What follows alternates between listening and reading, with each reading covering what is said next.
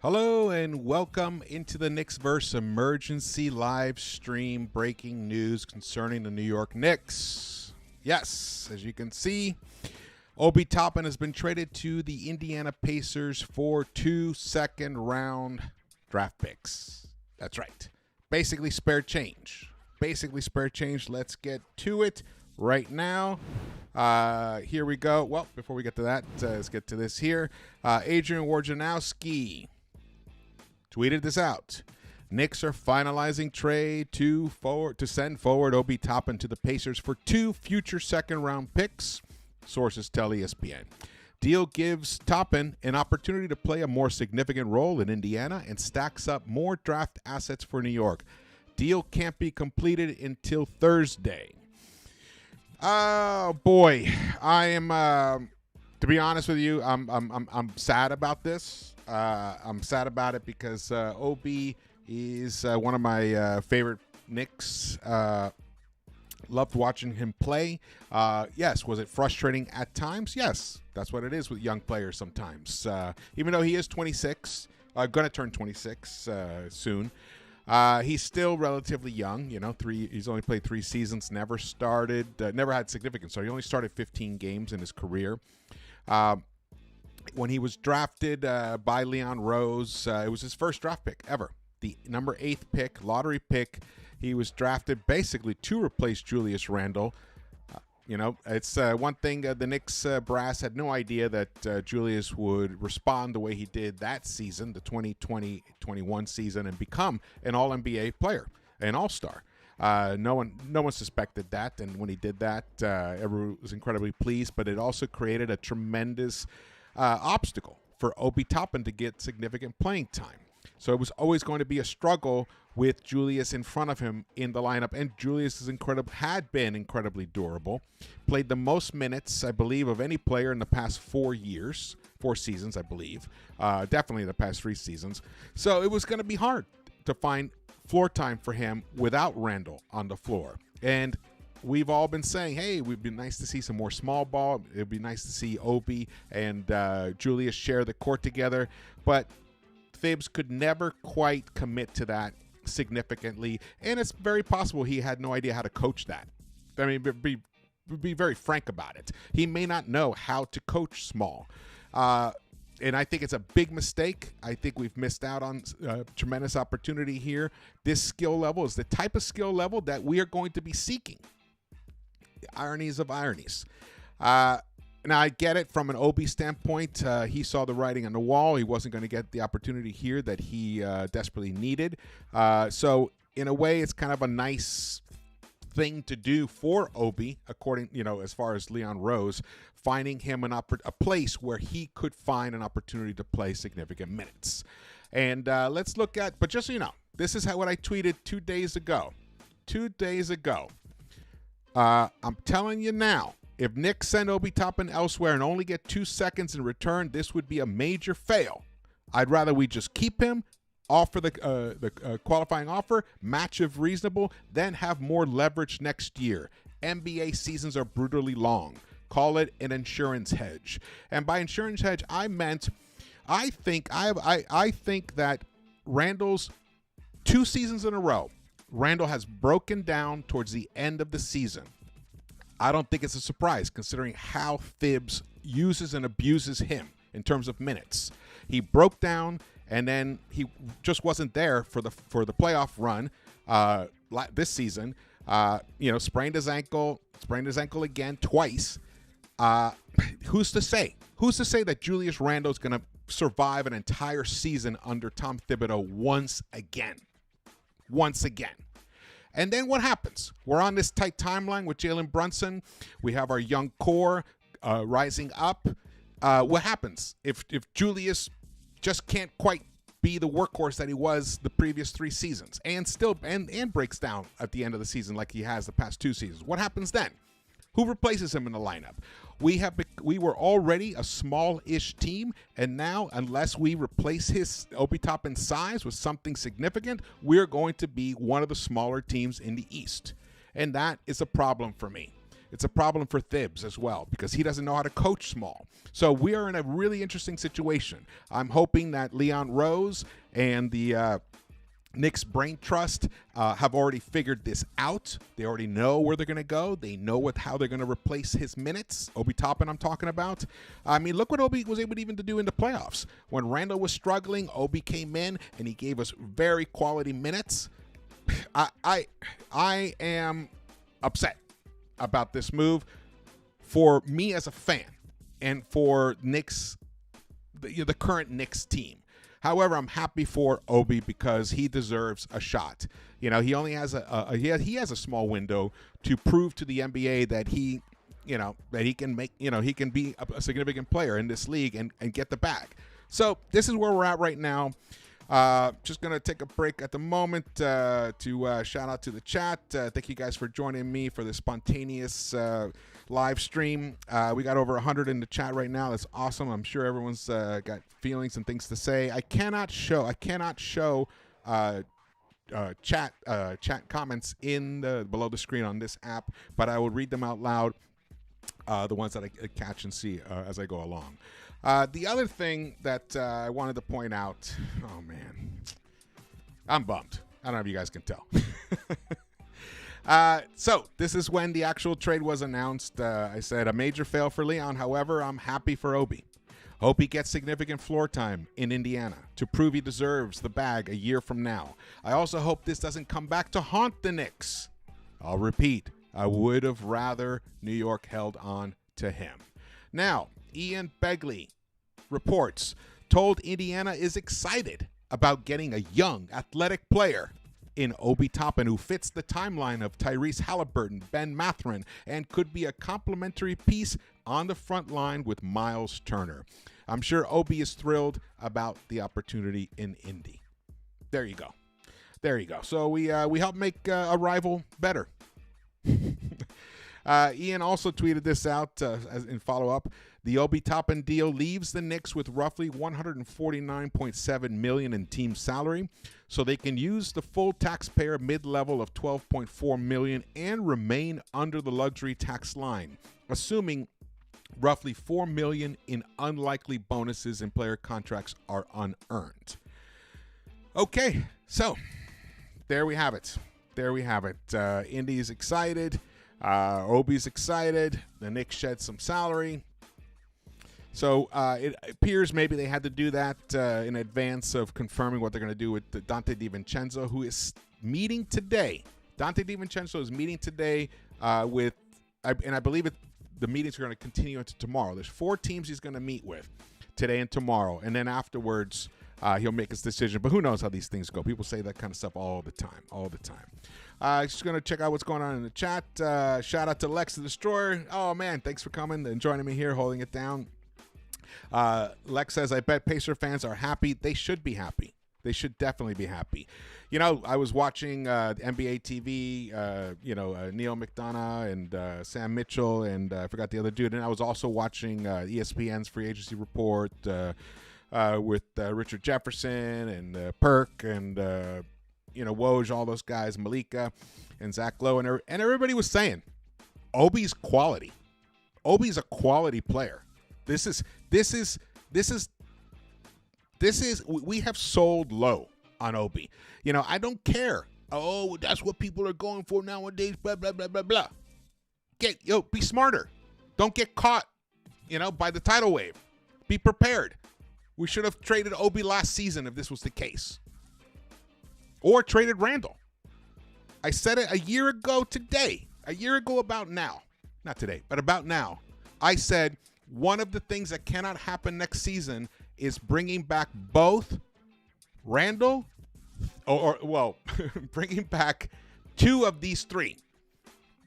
Or bringing back 1 of these 3. 2 of these 3. Thibs, Randall, or Obi. You can't bring back all 3. They did it, and now we got pennies on the dollar for Obi Toppin. Let's hope that Leon and Walt and Brock Aller and Worldwide Wes and Rosas and all that stuff, let's hope they have a plan and they were ready for this, and they're in the midst of making it happen behind the scenes. Nothing's been leaked. It's hard to know what their real interests are. I know there's been discussions about this. When James Harden asked for a trade, could the Knicks step in on that? Dame Lillard announced today that he wants to be traded, and he basically said he wants it to be Miami, which sucks for Knicks fans, for us, for the franchise. I mean, that sucks big time. So let's hope that they're working some magic behind the scenes, because this does not feel like magic right now. It feels like the emperor got exposed here, right here. That's what this feels like. Oh man, what a bummer! What a bummer. But I want to show you what the Pacers are getting from Obi Toppin. Here we go. Obi Toppin started 15 games in his career. This is what he averaged as a starter in 34 minutes, pretty much, he played. He averaged 20.8 points per game, 5.7 rebounds, 3.1 assists in 15 games as a starter, and he did it by shooting 44% from the three-point line and 57.6% overall, and shot almost 84% from the free throw line. He was a 5.4 plus minus as a starter. Now everyone can make excuses. Oh, it's the end of the seasons. Teams aren't trying. That wasn't the case this year. He did that against Miami. The guy, look, it's not easy to score 20 points over a 15-game stretch in the NBA as a starter. It's not an easy thing to do. But Obi has that talent. I believe he's going to give, actually, I'm saying it right now, he's going to give at least this type of production to the Pacers next season if he gets at least 30-plus minutes per game. That's what I'm expecting from Obi. That's what I'm expecting, and that's what Indiana is hoping for. And let me tell you, if it does work out that way, Indiana will have gotten the steal of the year. For just 2 second-rounders, they will have gotten a starting power forward that can average 20 and 6. Let's just put it that way. I think it's going to go up. His rebounding, he's becoming a better rebounder. Definitely has to work on that. Absolutely 100% has to work on his rebounding. And he has to work on his defense, which he has actually gotten much better on defense. He gets slammed for not being a great defensive player, which he's not a great defensive player, but he is a good defense. He's trending on the way to becoming a good defensive player. He has active hands. He gets a lot of steals. He's disruptive. His size, his wingspan is disruptive. He just has to keep working on that part of his game. He needs to put on a little more weight. His hips are a little too high. He needs to lower his center of gravity a little more. All that is going to come over time. And the Pacers have just gotten a jewel right here. Man, you can just hear the dissatisfaction in my voice, can't you guys? Shout out, we got Jay Cruz in the house. We got V Dash. Who else? We got K Sings in the house. Good to see you. Roberto Menendez. Jacob Brady. Thank you guys for joining me here today. Let's see here. You have to, Ryan Posthumus says, you have to understand the value for money and decision making. We don't make the playoffs without Randall, and there's nowhere else we can get all-star level power forward production for the same value. That is true. That is true, but not necessarily. Not necessarily. You don't need an all-star to replace Randall. You just need production. I watched Moneyball last night, and it's exactly the whole thing. They were like, we don't need to replace Giambi. We need to replace the runs. We just need to replace the points, and that can be done in many different ways. For example, Obi, 20 points a game. What's that? 4 or 5 points less than Randall gave us? But if Obi's giving that to us, well, if he had been giving that to us, on this type of 55% field goal percentage, 40% from the three-point line, the efficiency, the ball movement, the easy buckets he gets, changes your team. So this is what we're talking about here. I really hope that this does not come to haunt us. This is my fear of letting guys like this who didn't fully get their opportunity to walk out the door for nothing, basically. It's going to be rough. It's going to be very, very rough. Drew, hey, what's up, Drew? So now who's going to be our backup for? Is Julius playing 48 minutes? I would not be surprised if it ends up that way. fucking Thibs is going to work. Who are we going to get? Who are we going to bring in that's going to be better than Obi to back up Randall? I don't know. And I've also heard that, Thibs is comfortable with using Josh Hart at the 4. So we just got smaller. Going to be very, very, very interesting how this thing plays out. I'm hoping for the best. But at the same time, I'm just sad to see this play out the way it played out. I know a lot of people don't agree with me on Obi's ceiling, his potential. But I'll tell you this, man. If he comes even close to these kind of numbers, even close to it, and they got them for 2 second-round draft picks, an Eastern Conference rival. This could be bad. All right, shout out. Who else we got? We got Teddy Perkins. We got Trini. We got Prime TV. Kim Jennings. It's great. Everyone come on in. Hey, hit the thumbs up button for me. Drop your comments. Love the comments. Even if I can't read them all now because they go by pretty fast, I'll read them later on and place my comments on this. And it helps me understand how what you guys are feeling, whatnot. I'm a little amped up right now. Man, what a way to start a Saturday. Mo Wagner is returning to the Orlando Magic on a 2-year, $16 million deal. That's Franz's brother. Interesting. The Dame situation, I'll talk about that a little bit later. Ian is tweeting out that the Obi Toppin trade gives... Oh, here, let's get to this here. Obi Toppin trade gives New York Knicks the ability to use mid-level exception and avoid luxury tax. It also ends frustrating 3-year stint for Toppin and leaves New York Knicks with little in return for its 2020 lottery pick. Indy is excited to add Toppin to Halliburton, Mathurin, and company. Yeah. Indiana should throw a party today. Indiana should definitely throw a party today. I mean, I'm happy for Obi, definitely not happy for for Indiana. Oh man, especially when you look at this stat line right there. That stat line right there. Jesus. Who is saying? Kim Jennings says Roby is great and he's 25. We'll see. A lot of times people just need opportunity, and it depends on the kind of player you are. Obi did his best to come in and to do his best when he stepped on the floor to not make mistakes, which you don't want to play like that, but he tried to be like that because that's the way you have to be under a Thibs type scenario, because you don't want to get your name barked at you, yelled at you constantly when you're on the court. It's humiliating. So that probably also impacted Obi negatively at first, but then once he adjusted to it, he grew into the role, and Thibs did not want him to be a slasher to the rim all the time. Didn't really instill the motion offense that an Obi Toppin would benefit from. Eventually, Thibs just turned him into a guy that sits in the corner. Yep, pitches a tent in the corner and throws up threes. That's a waste of his tremendous talent.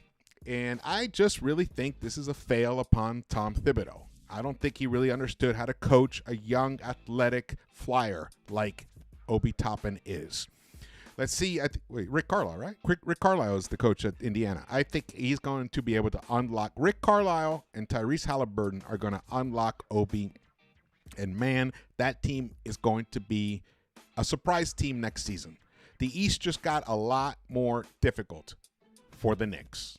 A lot more difficult, especially with Dame announcing he wanted to go east, that he wants to go to Miami. And the Sixers are getting involved in discussions to see if maybe they can get him over to the Sixers. Either way, if he comes to the Eastern Conference, he's going to go to a legitimate contender, and it's only going to make that team better. So that's going to make things harder for the Knicks. Now we just lost some of our depth. Now I want to talk about this. In terms of the realities of the new NBA, in the new NBA, they are now going to have an in-season tournament. Now, if you guys don't follow Euro soccer, I'll explain to you how it kind of works. Basically, during the season, in between the season, they're going to take time off and they will play a tournament. It'll be overlaid on top of the regular season. Sometimes, in Europe, in Euro soccer, sometimes those games can happen like, 1 week, and then on the week, during the midweek, during the middle of the week, because they only play once a week generally in soccer, they would add those games in the middle of the week, and then on the weekend, the regular Premier League games would be played. Here, I haven't looked at the exact details of how exactly they're going to play it, but the key thing that you need to prosper in that type of scenario is high quality depth up and down your lineup. In Premier Soccer, they don't start their goalie that plays in the league games in the tournament games. They have a different goalie often. Often they have a different striker. They have different midfielders. There's a blend of players that are bench players, quote bench players, with some starters. Now, I don't know if that's how it's going to be in the NBA, but I would hedge that it would be similar, where you can't just put out Jericho Sims as your power forward and expect to do something in the tournament, unless they don't care about doing well in the tournament. But then you're wasting that opportunity. So we have just given up something for just 2 second-round draft picks, which you could pick up anywhere.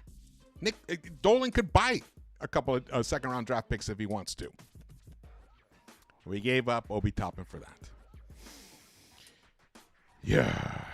I love, Drake says, how about Grant Williams as an Obi replacement? I love that idea. Actually, I didn't even get to talk about that yesterday in the live stream.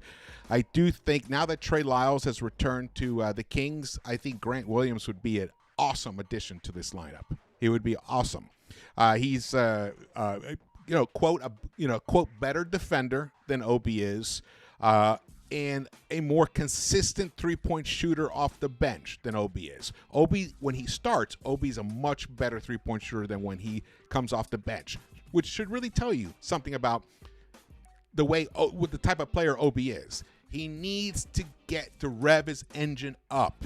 He needs to rev his engine up. And when you come off the bench, you need to be one of those guys who's just instantly ready to go. It's just a certain mentality. And sometimes it takes certain players years to adopt and change and become that kind of player. But once they do, they become very special. Obi could be a special player. Henry Perez just wrote, Obi will drop 50 on Knicks at MSG. Can you imagine? Here's the worst case scenario of this. So we held on to Randall, which is fine. It's just fine. Don't want to sell low on Randall either. But, we're going with Randall, and it cost us Obi eventually. So it is what it is. But imagine Leon does what he does, brings in DiVincenzo, even somehow manages to add a Grant Williams type guy. And then that's the team. That's the team we're going forward with for next season. And that exact team can't even get out of the first round. What's going to happen then? What are we going to be talking about a year from now? I know what we're going to be talking about. We're going to be very unhappy. And let me tell you, there is no guarantee that this current Knicks team, with the way the landscape in the East is changing, and it's still changing, but the way I'm seeing it going to happen, it's going to be tough for the Knicks to get out of the first round next year. The Bucks, they brought Middleton back. They brought Lopez back. They're going to have a healthier Giannis. They still got Drew. They're a legit contender. The Celtics improved with Kristaps Porzingis, and they are a bona fide legit contender. Miami, they've been shredding salary, opening up spots, and they are the favorites to get Dame Lillard now. Let's say that happens. They are going to be one of the favorites to come out of the East. And then you have Cleveland, who they have solidified their lineup. They were exposed by the Knicks in the first round, and what did they do? They turned around and addressed those issues. So by adding Max Strus, by adding a George Niang, They have become a better, more solid team. And now Indiana. It's going to be tricky, man. I don't think it's a given that the Knicks are automatically going to get to the second round again like we did last season. Now, some of the ways that it could happen is it could all work out. Thibs maybe finally got the memo that said you're burning your second best player out, meaning Julius Randle. And whoever we do get in, maybe Thibs will have a more of a balanced minutes distribution with his 9-man rotation. Maybe he will use a 10-man rotation at times if it doesn't impact winning to help preserve these guys, their bodies, so that when it comes to playoff time, we have a healthy Julius and we have a healthy Brunson. And the players that did remain from the young core, which is at this point, we're looking at RJ, Grimes, and IQ. And of those three, I can see all three of them being better next season than they were last season. So in terms of IQ, that's fantastic. That means he'll go from runner-up 6th man of the year to potentially 6th man of the year. Fantastic. RJ, 20 points a game. He could come back and average 22, 23. He just increases his percentages a little bit here and there, takes better shots here and there, doesn't force shots when he drives, finds the open guy early enough in the possession so that ball can be swung around, keep swinging it around to the real open guy. And then RJ levels up. Brunson could explode. Brunson may have another level to him. He may average 28 a game next season. So everything could go right. Everything could go right. I'm not saying it can't, but there's also a possibility that it doesn't. And we're basically coming back with the same team. I'm not totally against that. But we just have to be aware of the dangers of doing that. And when you downgrade your backup 4 position, because I just cannot see another player coming in that is going to be better than Obi Toppin, to play those 10, 12 minutes that Obi used to get. We'll see. Let's see. I see Lex says, you crazy. Nobody on the Pacers should start over Obi. Yeah, I don't think. I think the intention is to start Obi, but they're not going to give it to him right away. They're going to want to make him earn it. That's the thing. But I agree with that. Eddie Suarez says now Thibs will play Randall the full 48. Very frustrating. The Jazz are trading center Damian Jones to the Cavaliers. See, the Cavaliers are they're improving. They're improving themselves. See if there's any other news. Sorry, I'm just checking here.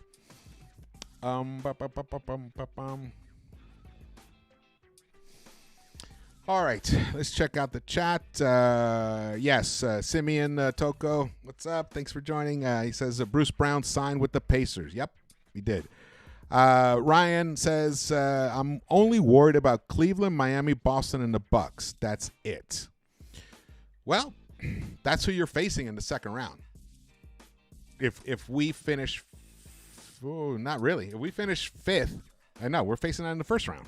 So do you believe, do you believe in the first round? I still think we stack up pretty well with Cleveland again. But a whole other season for the Cavaliers to figure it out, to figure out what went wrong against the Knicks, it's gonna make it harder for the Knicks next time if we do have. Let's say it ends up the same exact way, where Cleveland ends up 4th and the Knicks 5th. That's going to be a battle. It's going to be a tremendous battle. It'll be a fun first round, but again, no guarantee that we get through with the upgrades that Cleveland has made of recently. Not major upgrades, but they've just added that depth to their lineup that they were desperately needing. They added versatility to their lineup. We still didn't address shooting, Trini. That's right. See, but that part, I think that's definitely in the works. There's no way that the hot part of the free agency period ends and we haven't added a significant three-point shooter to this roster. I'll be surprised if that happens. All right, what do we got going here? Let's see. Everything fine with the stream? Everything coming through okay? Just let me know. Jacob Brady says, if we underperform this year, I'm keeping our picks and starting over with young players that we can draft that will help our team out, get better through the draft. I've been saying that for years now. Yes, absolutely. Well, I mean, in general, that's what Leon has been doing, except for the free agency signing of Jalen Brunson, and 2 years ago when he went after Fournier and Kemba. But that was the idea behind it was smart. It's not like we sacrificed our young talent to do something like that. We did sacrifice minutes, but that's sometimes you have to do that. But in general, the Knicks have been doing that. And it's sad to see that their first draft pick is gone. We got a super chat from Jay. Thank you so much, brother. Would you now be opposed to Levine or OG? You know, the Levine thing,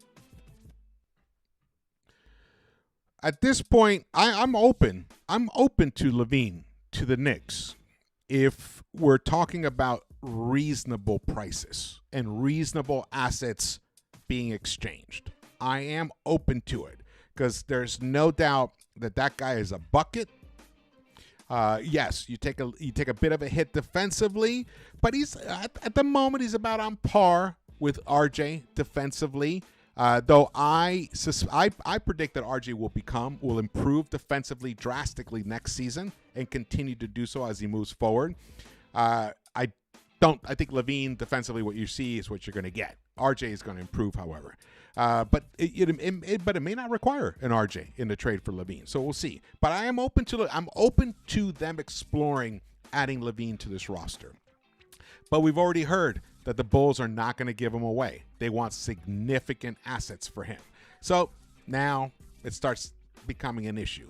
The big difference between Levine and the other guys that are out, that Beal that was traded, and now Dame is asking for a trade. Those are older guys on huge monster contracts. Even Paul George, older guy on a monster contract, and two of those three are very injury prone.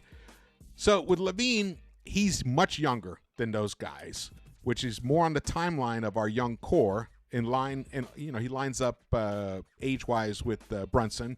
Right in between Brunson and Randall. So he's a good fit in that respect in terms of timeline, but he's got a big contract. But however, his contract is looking less and less daunting as we're seeing the numbers that these other players are signing up for. But he is also injury prone, though he did play 70-something games last season for the first time in a very long time. So that is a positive. Let's see. I'm not against Levine coming to the Knicks for the right pieces. That said, OG Anunoby, I think he would be an excellent player on the Knicks. He's definitely does. I don't know if he would be a solid addition. Let's put it that way. It would be a solid addition. But I think Masai Ujiri has kind of like painted himself into such a corner with these signings, and now he lost Fred VanVleet, that I think he's going to be looking to make a significant addition to the Raptors in terms of an OG trade. He's going to want a lot of assets back in exchange for OG, and OG is what he is. OG's never going to get better than what he is, but his floor is high, and he's an excellent defender. He can shoot the three. He's reliable. He's a very versatile defender. I like him a lot, but he wants the ball in his hands more. That's what was reported. On a team with a Randall and a Brunson, OG would basically have to replace RJ in the lineup. And honestly, I'm not sure that if you give up RJ and a couple other assets and draft picks and everything for OG, that necessarily moves the needle. I don't think that guarantees us getting out of the first round. Or at least, let's be realistic. Our real goal is to get out of the second round. Our goal is to build upon what we did this past season and get to the Eastern Conference Finals. So I don't know if OG does that, especially if it's costing us, Emmanuel Quickly and RJ or something like that and some draft picks. That's some of the crazy proposals that have been put out there. I think the wisest thing for the Knicks to do at this time is to just sit back and see if they can pick up a bargain, if they can get a steal of a deal of sorts, a buy on the low. If they can buy on the low and add to this current team, that would be the smartest move at this time. Or if a big prized superstar, a top 15 to 10, a top 10-ish type player does make himself available in the next week. I mean, look, Dame just made himself available today. If let's say Paul George says, I want to go to the Knicks, I think the Knicks should explore that. However, comes with a big risk. Health. The guy hasn't been healthy for the past 3 seasons. He wasn't even able to play in the playoffs this year for the Clippers. It's just there's no easy solutions at this moment. There really isn't. And the Knicks trading out of the draft last year and in essence this year. Now this year we picked up Josh Hart, which is, I love that. That's excellent. But I would have loved to have seen the Knicks make a move to pick up a draft pick, and maybe they could have gotten a Taylor Hendricks. That would have been a nice addition. Last year, Foxy and I were talking about Jalen Williams. We loved A.J. Griffin. Look at him. He's one of the best shooters, one of the best floaters in the game, A.J. Griffin. These are things that we desperately needed, was real pure shooters. Those are things we need. And they come cheap. So now we're not in that situation. We got the roster we have. We're going to move forward in that direction. I just hope that Leon really understands that there are severe risks in not doing anything significant because of what the other teams in the East are doing. That is the major risk here right now. Lex says we couldn't even unload Fournier. I think we're going to be able to unload him. He has an expiring contract that has value. He's still a tremendous 3-point shooter. I think he was burnt out from basically he played for 18 months straight. He played almost for 18 months straight. I think he was just burnt out when he came to camp last year, and he just never had any chance to really regain any kind of lift. And with him, he loses a half step, and then he goes from worse from being a traffic cone. The cone's not even there. Jean-Marc, thank you so much, brother, for the super chat. Hi, George. What are the bargains out there? How about moving Fournier? Yes, I was just talking about that. I think we will be moving Fournier, but his salary is a nice piece in, for example, let's say Paul George and James Harden thing, a 3-team trade, and the Knicks are involved in that. If that actually does develop, you're going to need a salary like a Fournier. Plus, the guy can shoot. So, let's say he goes to he could end up with the Sixers for all we know, because the Sixers has lost some shooting. I believe. Wait, did Seth Curry re-sign with them? If you guys can confirm that, it'd be great. I can't remember if Seth Curry re-signed with the Sixers. But either way, you can always use more 3-point shooting. But so could the Clippers. So I think he would be an interesting piece in terms of salary matching and the fact that he has a desirable skill set, which is his outstanding 3-point shooting. So I think there's still a chance. If that doesn't happen, then the Knicks will find a trade partner that will want his expiring contract. So I do think, and we'll probably, who knows, we'll probably only get a second rounder for that. Or who knows, maybe Fournier is traded for a backup power forward to replace Obi. We shall see. Eddie Suarez says they don't have defense. Knicks are going to be a practice game for the rest of the NBA. Oh, man. That's frightening to think about. That's very frightening to think about. Let's see. Oh, Jean-Marc, thank you so much. Did you do 2? Oh, Really appreciate the super chats. Definitely appreciate that. What backup for? Well, I mentioned Grant Williams. I really like him a lot for a Thibs type of team. Not sure what he's going to ask for, or like what it's going to cost.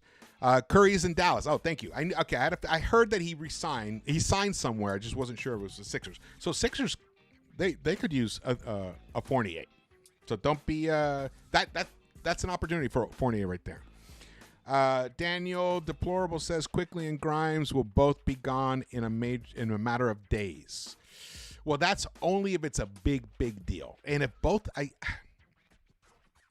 to be honest, I think at this point one of those two would stay in any trade, and it would be RJ and one of those two if it's for a Paul George type of player, or even Zach LaVine or something. But the Bulls re-signed Kobe White, so their need for Emmanuel Quickly has lessened to some degree. Though I would totally take Quickly over Kobe any day, Kobe White any day to be the starter there. Also, look, the Raptors ended up choosing Dennis Schroeder to replace Fred VanVleet. I would put Quickly as the starter of the Raptors if I was Masai Ujiri any day. So there are opportunities for our young core to find playing time next season on other teams. Obi was the first one to go. It does hurt. I'm not gonna lie about it. It hurts. I mean, it's a bummer. It's a bummer because I don't believe yet that Julius Randle can be a can transition his regular season effectiveness to the postseason. He has not shown it, and his style of play actually leads me to believe that he will struggle to do so. He's incredibly turnover prone. That killed us. What, he had like 7 turnovers or something in one of the playoff games, or 8 turnovers or something. He's, when too much is put upon Randall's shoulders, when he has too many things to contend with when he's on the court, he struggles. He makes mistakes. The team struggles. The shot clock wears down, and the Knicks, even when the ball is not in his hands at the very end of the shot clock, it's not a good shot that we're getting, a good shot attempt that we're getting, not a quality one.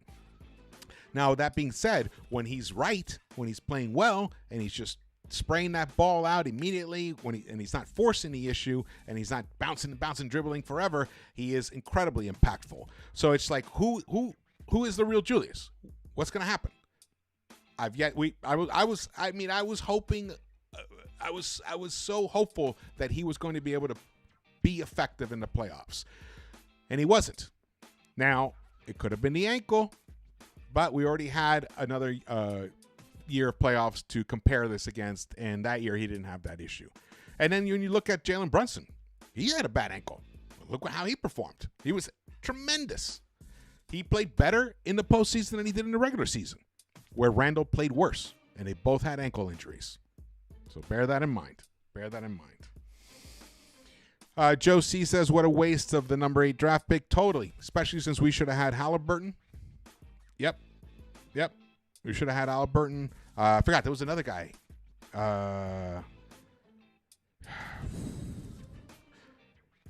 D Crown 00 says, George, you looking hurt, but you acting like you wanted that the other day. Well, if you thought I wanted it the other day, that's interesting. Thanks for that feedback. I was just, trying to be objective about, the realities of the situation. Whether my own personal feelings about it or not, maybe that kind of seeped through and that kind of undercut my attempt to be objective. But no, I definitely didn't want it. Definitely didn't want it to happen, but I also knew the reality, of the situation with Leon, Thibs, Obi, and Randall. So in that case, I just was hoping that we would be able to get more for someone like an Obi. 2 seconds really just, it leaves a sour taste in my mouth, man. Leaves a sour taste. Let's see here. 1, 2, 3 says, I hate this, and Julius to play 40 minutes every game. Also, not that people care to give a shit with franchises in sports, but one of the few New Yorkers in the roster. Yeah, that's true. He was a hometown guy. He'll always be a Knick in our hearts, I think. He'll always be a Knicks. I think when he comes to the Garden to play, he's going to get a standing ovation. Obi Toppin will. That's how beloved he is. Felicia Lee says, I don't trust Randall. He's just not there mentally in the game. Mr. B says, stop letting Randall bring up the goddamn ball. Yeah, totally. I agree with all of that. Don't be done with the Knicks yet, Jerry. Jerry Hitchens says, done with the Knicks. Don't be done with the Knicks yet, because the one thing is, we're only responding to what's happening at the moment. And yes, what happened at the moment is a fail. It definitely is a fail. However, there's hopefully, and just judging by, what Leon and company have done in the past, there's other things at work. And soon we will hear about them, which might actually might soften the blow of moving off Obi Toppin today. It might soften the blow. Let's hope so. All right, got about another 10 minutes or so here, running out of voice. When you do this by yourself, you're just nonstop. Blah, blah, blah, blah, blah. I've been trying to figure out how to get my Discord working here so I can take phone calls through Discord when I go live. Definitely going to keep working on that. I'd love to hear your thoughts and stuff on air. Let's see, any more? Randall has weak ankles. And, I'll tell you, as someone who has suffered from a major ankle injury, it can be devastating. In some ways, I'm happy to hear. No, not in some ways. I am happy to hear that he got the surgery on his ankle. That will help him heal quicker. But you never know about stability on that ankle. I mean, he's a big guy, and he's a freight train. He's basically very similar to LeBron, in terms of, his overall girth out on the court. So, let's see. But, LeBron is just a freak of nature that rarely gets hurt. But Randall, it's a different story. We'll see. The next big news will probably be Donte DiVincenzo. I imagine I'm gonna venture to guess that 24 hours from now, the Knicks will be announcing the free agent signing of Donte DiVincenzo, which I think he's an excellent addition to this type of team. However, we got a lot of guys already his size. Josh Hart, we got Quickly, we got RJ, Grimes. So where is DDV going to get his minutes? Well, now they moved Obi, so maybe Hart will get those Obi minutes, and Donte DiVincenzo will get the Hart minutes in that second unit. But if that's the case, we have become very small.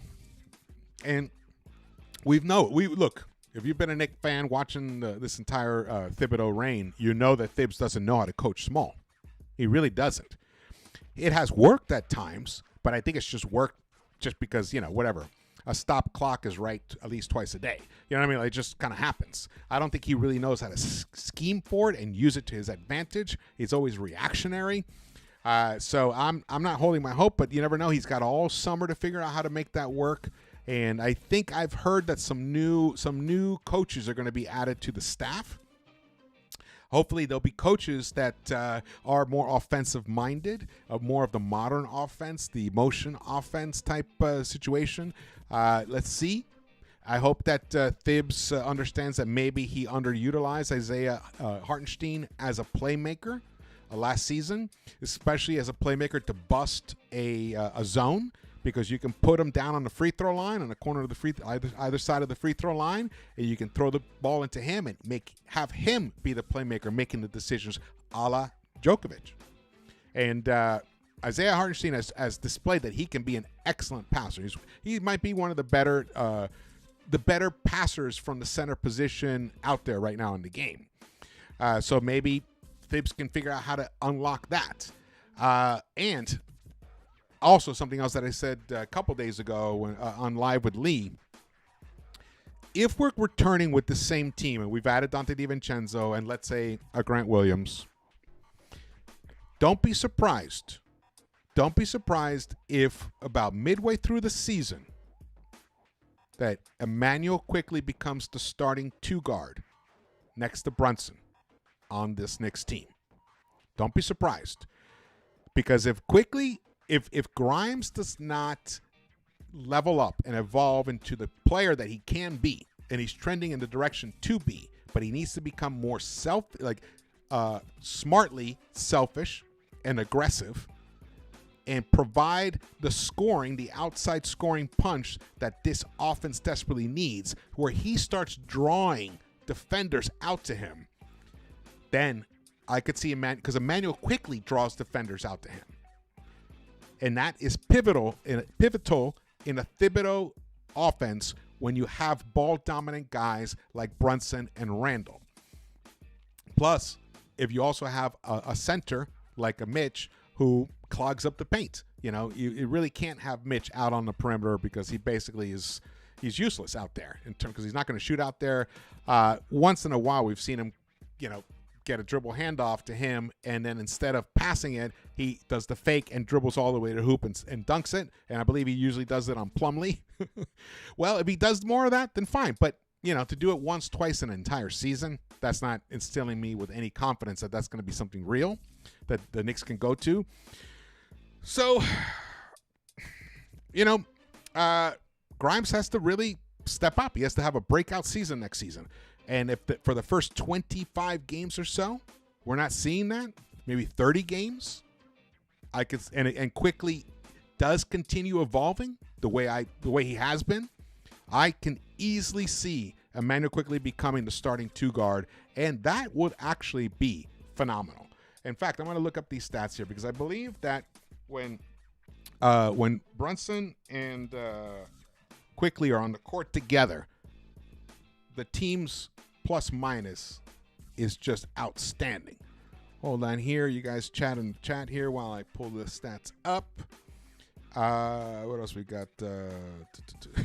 Gerard B says the whole league knows how Coach Comeover coaches. Coach Comeover. Let's see. Khalid says we mad undersized on the wing. Totally, we're mad undersized. Because we're already starting with a small point guard, and that hurts us. All right, let's see here. Going to cleaning the glass here. Going to filter some lineups on the court. Brunson on the court. Quickly. All right, filter lineups. Let's see what this gives us. All right, I'm going to switch to here. And, oh, wait, let me go back. Oh, wait, let me switch to here. What else, guys? What else?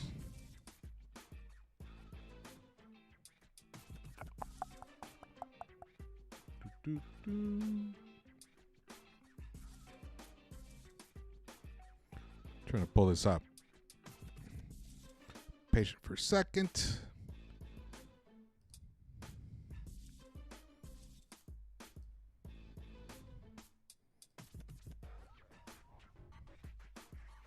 Okay. There we go. All right. So this here. Ooh, interesting. Okay. So this shows us. I put in Brunson and Quickly. You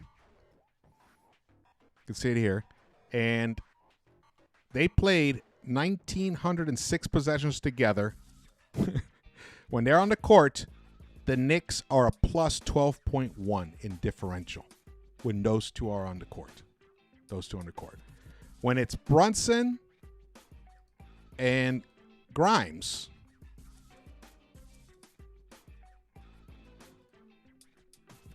let's see here. When it's Brunson and Grimes, The Knicks are only a plus 1.6 for a 62 differential percentile.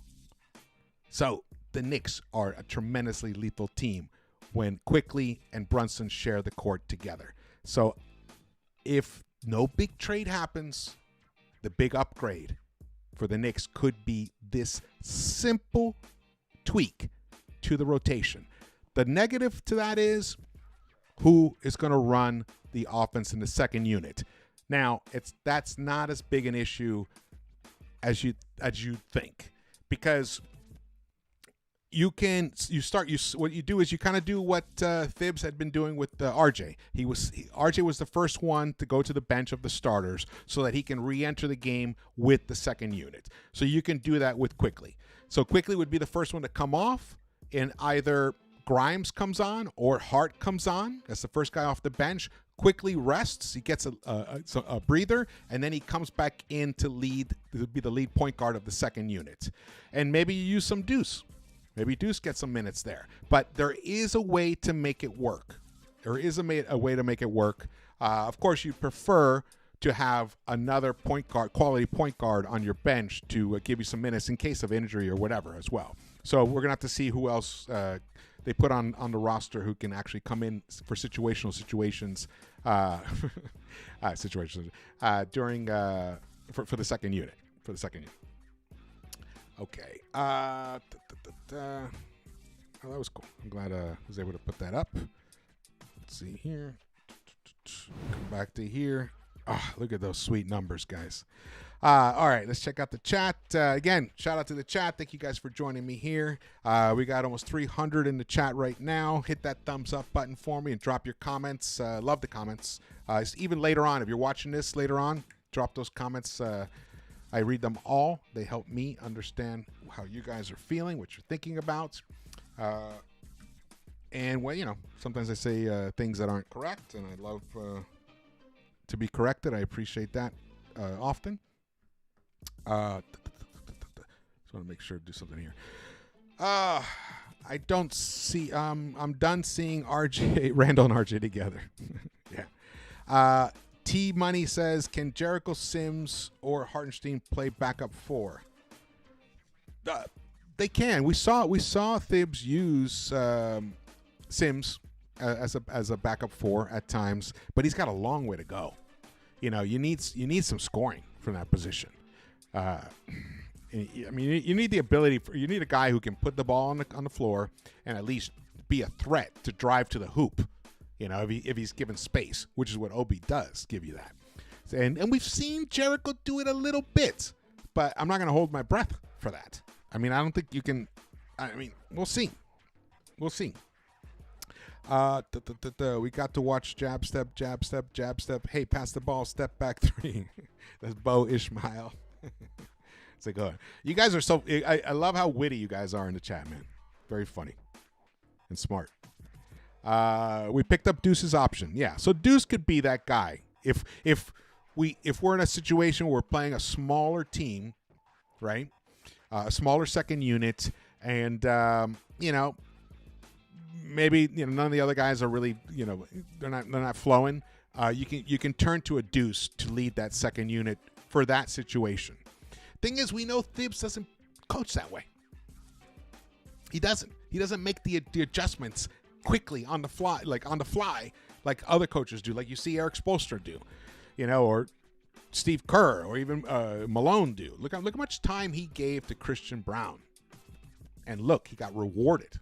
I mean, that rookie stepped up huge, so much so that even though it's going to hurt the Nuggets to lose Bruce Brown, they're not devastated because they have Christian Brown, who was given an opportunity to do something, and he delivered. So be happen.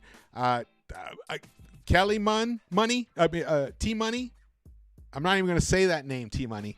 Not even going to say that name you put in there. No way. Sims has no 3. Yep. So let's get to this. This is what I'm hoping.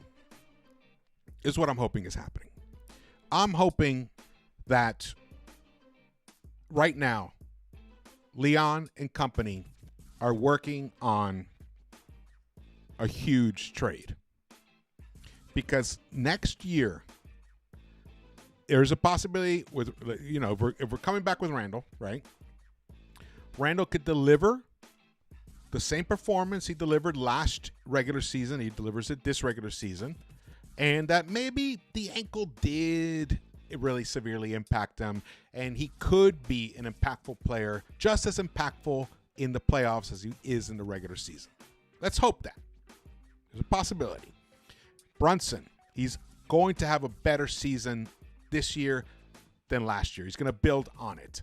And then there's also the familiarity coming back for a year 2 with basically a very similar type of, supporting cast. It's going to help.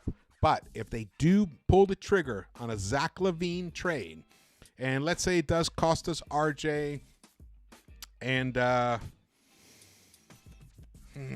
boy, it hurts to even say it, but Grimes, and we hold on to quickly. But maybe we pick up Caruso or somebody else on that roster comes to us, and of course we'd have to put in some draft picks and stuff. But let's say Leon pulls off a smart trade and really drastically upgrades the talent of the starting unit. That would be nice. I'm hoping that's the case. Now, it has to be at the right price.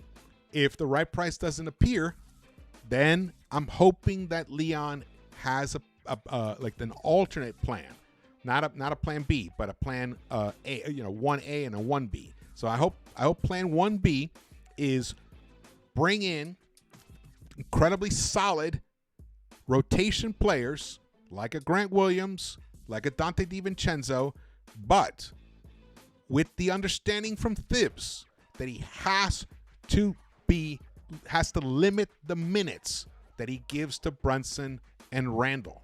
He has to limit those minutes to him, or those guys will just not be there for us at the end of the year. And then what?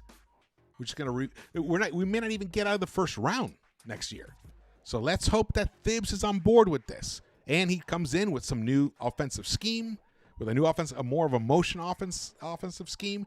Let's hope that is the case here. Fix something here. My computer doesn't seem to be charging enough. All right, there we go. All righty. Well, been on for over an hour. We got over 300 in the chat. It was fantastic. Let's see if there's any more news. Any more news break out?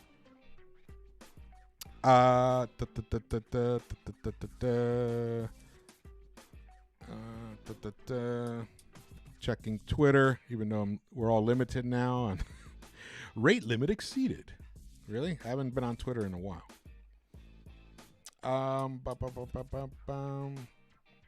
Let's see here.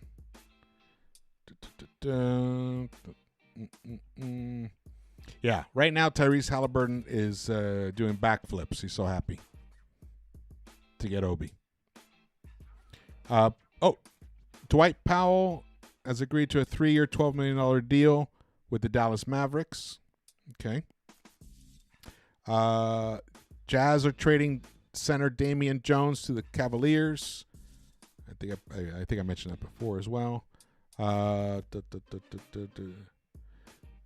Chris Haynes reports a potential Portland-Miami deal for Damian Lillard would almost certainly include the involvement of a third team, league sources tell NBA on TNT and Bleacher Report.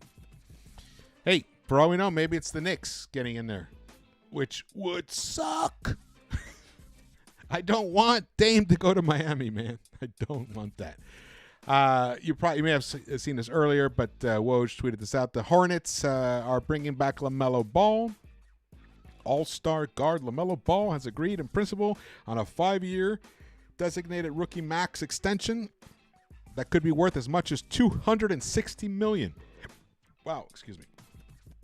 Big money going out. Big money. All right. I'm going to wrap this up, guys, because I have a feeling I might be on tomorrow as well when something big happens. Lex the Destroyer, thank you so much for joining me here and holding it down. Best mod around. I really appreciate you always holding it down for me here. Shout out to everyone in the chat. We got 90s Knicks. We got Felicia Lee. We got Lucas Eureka. J2W Music. What's up? Bo Ishmael. Thank you so much for joining. Alan Pena. Danny Landez.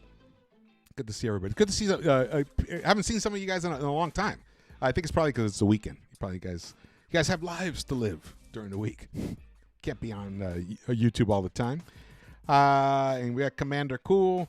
He says, are we stuck with Randall, dude? Ugh. The sad answer to that is most likely yes. Most likely yes. We are stuck with Randall. Unless unless there's a big deal that happens, a Paul George type situation. We shall see. I still like Paul George. I know his injury history. I know that. It's a risk. But when you look at the Celtics, improving with a Kristaps Porzingis, we look at Miami, shedding salary, opening up space for a Dame Lillard. And we're just sitting here talking about Dante DiVincenzo.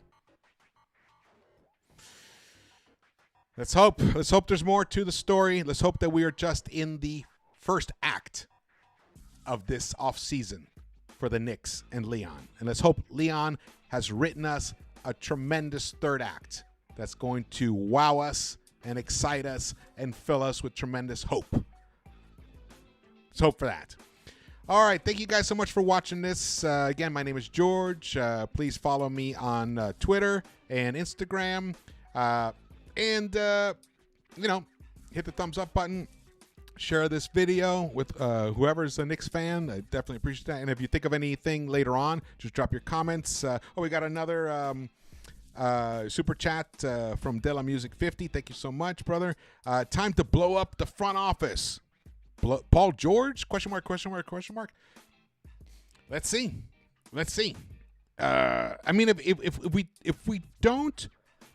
If we don't crush our flexibility, and I mean we don't give up all of our young core and we don't give up all of our draft picks in the same trade for a Paul George, if we just give up some, he might be worth the risk to bring to this team. He really might be worth the risk. Just so you guys have a frame of reference, I mean, Paul George, I believe it's in the past 5 seasons, and I could be wrong about this, about the exact time, but I do know there's a period of time, I think it's in the past 5 seasons, the players that have scored, only 3 or 4 more players have scored more have made more 3-point shots than Paul George. And that's Curry, Dame Lillard, and I think Buddy Hield. Not sure, but we're talking about the elites, 3-point shooters, and Paul George is right there with them, and he's 6'9" or 6'8". I mean, that's and a great defender and a great playmaker. I mean, and he's got tremendous range. He's a special player. I mean, my hope was that RJ could have developed into being like a shorter version of a Paul George. RJ at 6'5", 6'6". I think RJ's 6'6".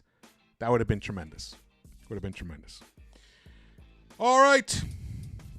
I see the bombs to blow up the front office. Well, okay, let's not do it yet. Let's just stay a little patient. It's been less than 24 hours that free agency has been active. Let's just wait and see. We were already warned about Obi being moved. Obi wanted to find a place where he can play, get more minutes, either whether he was going to be here or elsewhere. He needed more minutes because he's got to earn his payday next season. So this could have been a nice favor. Got to remember that Obi's agent is Leon Rose's son. Oh, no, Jacob Toppin's agent is Leon Rose's son. So that was probably a way to soften the blow. Say, look, we're going to give your undrafted brother a contract. and we're going to send you to a place where you're going to get some minutes so you can then work towards your next contract. So we'll see. We'll see. But let's cross our fingers. Let's hope that Leon is smarter than all of us. All right. Thank you so much for watching this. My name is George. I will see you around the Knicks-Verse. Let's go, Knicks. Come on, Leon. Make something happen for us.